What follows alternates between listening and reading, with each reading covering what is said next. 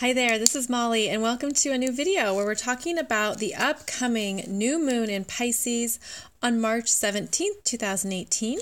It is exact at 6:11 a.m. Pacific Time and 1:11 p.m. Greenwich Mean Time. The Pisces new moon is happening at 26 degrees of Pisces. You can see here that we have the moon, the sun, and Chiron all snuggled up together in Pisces. And this makes it a very powerful new moon, my friends. So when we have a new moon at 26 degrees, 53 minutes, we round up and say 27. So we're calling it 27 degrees. So look in your chart at 27 degrees of Pisces. And the sun and the moon are the feminine and the masculine energies, yin and yang, lined up together in Pisces, the 12th and final sign of the zodiac. This gives it a completion energy. We are completing a full cycle. And not only is Pisces the last sign, but it's at 27 degrees and it only goes to 29 degrees. So it's literally at the end of the zodiac here. We've had new moons in Pisces at around this same point for a few years now. We've all been mastering something even more in Pisces, and the completion, the letting go, transmutation. This is forgiveness, compassion, what you learned, what you had to understand from a bigger perspective that was your non-human mind. It's the spiritual mind. It's the spiritual understandings of it all. The Pisces energy is where we have been spiritually growing and evolving, what we've been healing at a really deep level. And healing is such a big word for this new moon because of Chiron. Chiron is at 28 degrees of Pisces. Chiron went into Pisces back in 2010. And so for the past 7 or 8 years, we've been deeply working on our spiritual healing. Your spiritual gifts, your intuition, your ability to meditate, your ability to trust what you cannot see, to have faith, to forgive. These have been universal lessons because Chiron in Pisces has been working with all of us. And it's been requiring us to understand the Pisces energy fully. We've had to really master some things that have been hard. Chiron is known as the wounded healer. And what it does, first of all, is it shows you the wound. It shows you the hurt, where there's pain, where there's tears, vulnerability, where you have felt separated or powerless, where you have felt lost and you don't know what to do or you haven't known what to do. It's because at a deeper level, you're working on energies that are actually in other realms. That's what Pisces does. It's out of this world. It isn't the earth. It's above the earth. It's the cosmos and how we are all connected through energy. It's the bigger spiritual principles that we are here to master and work with. So when Chiron is in Pisces, we have been moving through deep spiritual healing across many lifetimes. It's why things have felt emotionally big, emotionally hard. It could also be why you have felt that you've been dealing with some things and you can't quite get a grasp on why it's so emotional or so big. That's been the Chiron in Pisces since 2010, stirring up what has not been completed across many lifetimes. Because now we're living in a timeline where you can have higher consciousness and awareness about what is ready to be complete. So this new moon is right here with Chiron, but it's actually a very invigorating energy. This new moon, my friend, is actually revealing that you're healed. You've healed a lot. I mean, just sit in that awareness. Just sit in that energy. You've healed so much since 2010. If you can even remember what happened since then. Since 2010, we've had huge astrological energies. We had the ongoing Uranus and Pluto square that connected 7 times. That was all about start and stop, and what you thought you could count on was released and let go of. We had multiple things turn over and start and then let it go and try this, and that's a dead end, and you thought, should I go this way? And no, it wasn't that. It's been hectic, right? And it's been a lot of turnover. And that the Chiron in Pisces has been part of that. Chiron moves into Aries in April. And it's going to move through the first few degrees of Aries. And then it's going to go back into Pisces in September, late September, until next February. So we're going to revisit this Chiron in Pisces energy. But what you're supposed to understand at this new moon is how much you have healed. Because it's through seeing those wounds that you've become your own healer. You've become more aware of all of your energy. You've become more aware of yourself as your own healer. You've probably tapped into more of your spiritual gifts or your spiritual healing, your spiritual lessons.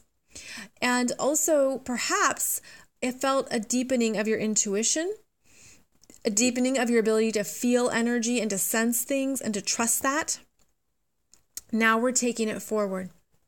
This Pisces new moon is both a beginning point because it's a new moon, but it's also a completion because it's in Pisces. So some things are complete. Can you complete with love? Can you finish with faith? Can you continue to trust and move ahead based on everything that you cannot see yet? The blind path, if you will. This new moon is activating in your chart at 27 degrees of Pisces more of your healing and what you've healed, and understanding that, yeah, it's been tough. It's been emotional. It's been hard. You didn't even realize what you signed up for, and yet you've made it through a lot. And what's really beautiful about this energy, my friends, is that we have support from Jupiter right here. Jupiter is now retrograde. He just stationed retrograde on March 8th. And so he's at 23 degrees of Scorpio, hanging out and making a trine to this new moon. And Jupiter in Scorpio is showing us what's ready to transform with greater ease, where you are ready to regenerate and renovate. Jupiter is retrograde until July. So until July, we have a sense of going inward for more wisdom and answers, to really connect with our emotional truth, and to transform any lower vibrational energies into something higher. So if there's resentment, rage, jealousy, envy, anger, all of that can be transformed with the wisdom of Jupiter. And it also is a time of more ease with this transformation. So Jupiter is the biggest planet in the galaxy, and he's shooting his light. He's just given it all to this new moon and saying, you've got this. You can do this transformation. You've already been through it. You're already aware of so much has changed in you. And this is to honor yourself. Honor what you have transformed and learned and come to understand, what you have tapped into as the grand purpose of it all. The other energy here is that Pluto is at 20 degrees of Capricorn, and he's just about to go to 21 degrees. Pluto is the slowest moving planet. It's the furthest from the sun. So he moves really slowly. So he's just about here at 21 degrees. And he's also giving some support to the new moon at 26 degrees. I'm giving him a little bit wider of an orb because I feel like it's relevant to the fact that we're transforming, and Pluto is wanting you to feel self-respect, integrity, and to keep going with the work, to not give up, stick with it, keep your head down, if you will. I mean, this is a focusing energy. It's a honing in that you have the authority to do what you need to do. You've got it. You've got it right here with this new moon. Wherever this 27 degrees is in your chart of Pisces, it is getting some support from Pluto and from Jupiter. Now, on that note, we do have to call out that some of the planets right here are rather impatient. So Mars is at 29 degrees of Sagittarius, and Vesta is at 25 degrees of Sagittarius. Vesta is an asteroid, and she's about home and hearth and warming the fires of home and hearth, and it's feminine energy. And she's been with Mars, the masculine energy, for a bit now. But Mars in Sagittarius is an igniter, an explorer. He moves through the world with the sword of justice and truth and cutting out what doesn't need to stay. And as he finishes up his time in Sagittarius, he's actually squaring this new moon, which makes him say, well, yes, all of the spiritual work is great, but you know what? What is truth for you? And to remember what you have learned and what you have come to understand, and to make decisions. Mars in Sagittarius has decisions, has opinions. So, of course, you would have opinions about what you've learned, and perhaps that doesn't always seem like it matches up with the spiritual lesson, because we know, okay, everything's supposed to be unconditional love, and we're supposed to forgive, but my opinion on it is something different. Maybe you have anger. That's also Mars. So Mars is squaring the new moon, which adds some frustration, but thankfully within hours of this new moon, he moves into the solid place of Capricorn, and he's more grounded. And when Mars is in Capricorn, he is all about taking care of business, getting things done, moving it along with the plans. And he does well in Capricorn because he can be a leader and he can get things managed and taken care of. And he comes back down to earth because Capricorn is an earth sign. So that square from Mars actually isn't going to be very long lasting, and he's going to move into Capricorn and be more grounded and practical. So let's see what else we have here. We're finishing up the Pisces energy, and that means we go into Aries. So look at the lineup here of planets in Aries. We have 13 degrees is Venus, 14 degrees is Mercury, 23 degrees is Eris, that's an asteroid, and 26 degrees is Uranus. These planets ignite, they begin, they start, they are leaders and pioneers, and so they're already getting things going for you and moving it along. But what I want to call out is that Mercury is going to be going retrograde after the equinox. And he's going to go retrograde in Aries. So he's still thinking about his new start. And he's going to go back here and then he's going to start again. So the month of March is going to have some reassessing. And you get this new moon where you understand how you have healed and that you're a healer of your own energy. And you have some new ideas about the next phase and the next step. And you get some things going and you get some things started, and then you want to sit with it until probably sometime in April when Mercury is direct again and out of his shadow. So the second half of March is meant to get you into this place of, wow, I have come far.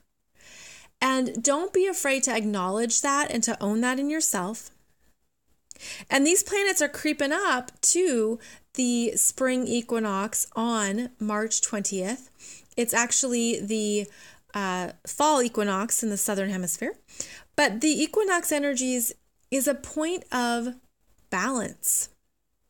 It's a point of balance because equinox means equal, and it's also the new point of the zodiac. So you are arriving into March as a different version of yourself that will, and that different version is going to leave March. But March is always significant for this transition between the Pisces energy and the Aries energy. This new moon is meant to really help you tap into more of your spiritual self and your soul energies that are going to come with you. And some of it's not going to come with you. And this can show up as the people, the choices, the environments, the energies that you're done with. You need to be ready to transmute those energies, whether it's working with the violet flame or working with meditation. There's things that we transmute here in Pisces to bring it into the right form for the next adventure forward. And that next adventure begins with Aries. So the Aries new moon isn't until April. After this new moon, we have another full moon on March 31st. You'll see I have another video for that. And that is another blue moon, full moon, because it's the second full moon in March. And it brings you into, again, balance, because it's going to be a Libra full moon. So March really has this theme of reassessing, recentering, understanding you've healed so much, you've come so far, and you have support through your intuition and through your inner sense of what you know and what you've come to understand through your own wisdom. And so don't get impatient with the process. And maybe this month started out as a lot of energy for you, a lot of gusto, and you just felt ready to go because we've had Mars in a fire sign. But, there's a sense here of all in divine timing. And that's what Pisces shows us, is that really we can only integrate these energies so fast in our human physical bodies. Think about the nights you can't sleep and you're up and you're just, what is going on? Because you're feeling it in the collective. This new moon has that energy of what's in the collective and what are you feeling and what are you contributing. But there's a sense here, again, all in divine timing, because you can't go too fast at times or you'll just get sick. You'll be exhausted. You'll be overworked. You'll feel stressed. So trust the timing of all this. And again, Mars is going to go into Capricorn.